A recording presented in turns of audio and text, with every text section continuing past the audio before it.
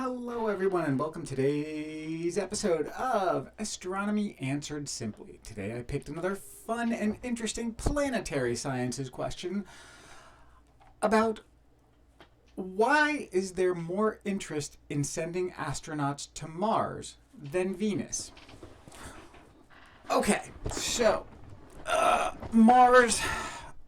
The reality is Mars has a much better publicist. It is. Elon Musk is terrific at publicity. He's really hyped everybody up at Mars.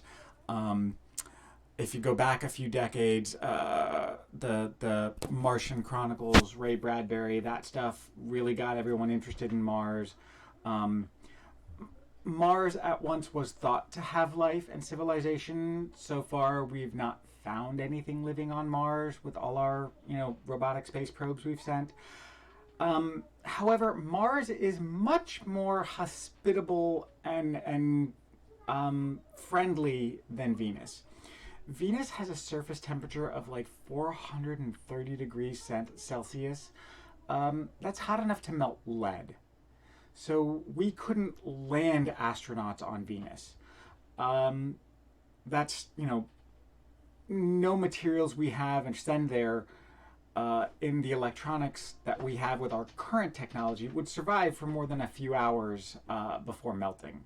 The Russian space probe that sent images from the surface of Mars melted after about an hour, hour and a half, something like that, where that was it. So Venus is extremely hot. Also, Venus has very high pressure. The atmosphere is much, much, much denser than here on Earth. And Mars is much thinner than on Earth. We already know we can create spacecraft that have enclosed environments that support ultra thin or no atmosphere and can contain the atmosphere. But we've never tried sending a vessel to another planet that is designed like a submarine to, keep out massive amounts of pressure after being in space with no atmosphere to keep it from exploding. So there's a lot of engineering and physics challenges. The Mars atmosphere is highly corrosive. There's the heat is the biggest one, the temperature, the pressure, and then there's the gravity. Venus is very close to, not the Mars atmosphere, the Venus atmosphere is very corrosive. Mars atmosphere is almost non-existent.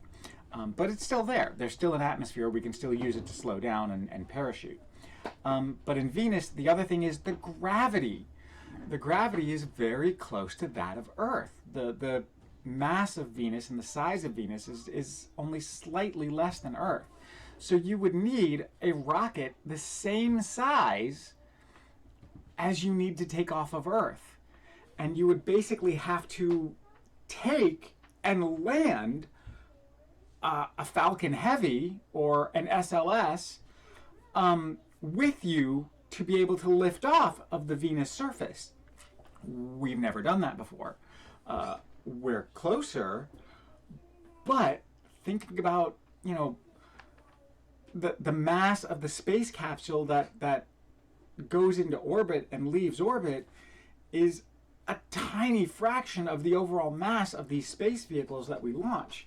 We would have to lift and create have enough fuel to get a ship off the surface of Venus. And there's no chance we could mine or produce or harvest in the matter of an hour or two enough resources on the surface of Venus to be able to refuel a rocket before it melted or the critical systems failed.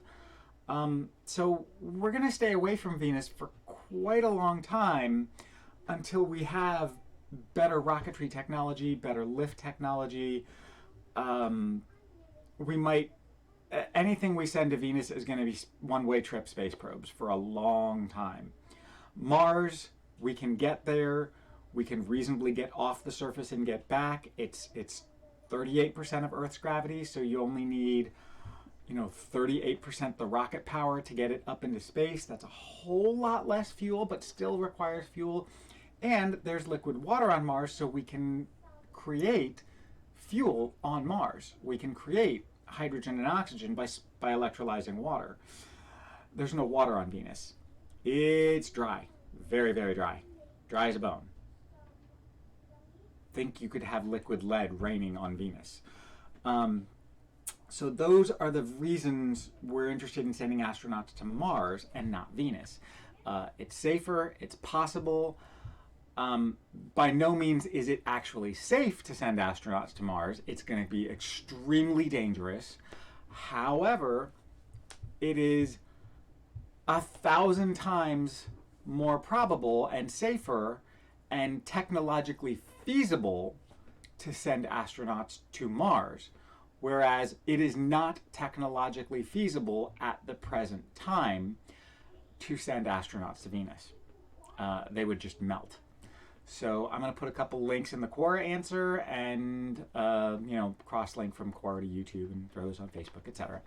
But that is the reason, and thank you for asking questions. Keep asking questions, and hopefully I will answer one of yours tomorrow. Have a great day. Bye-bye.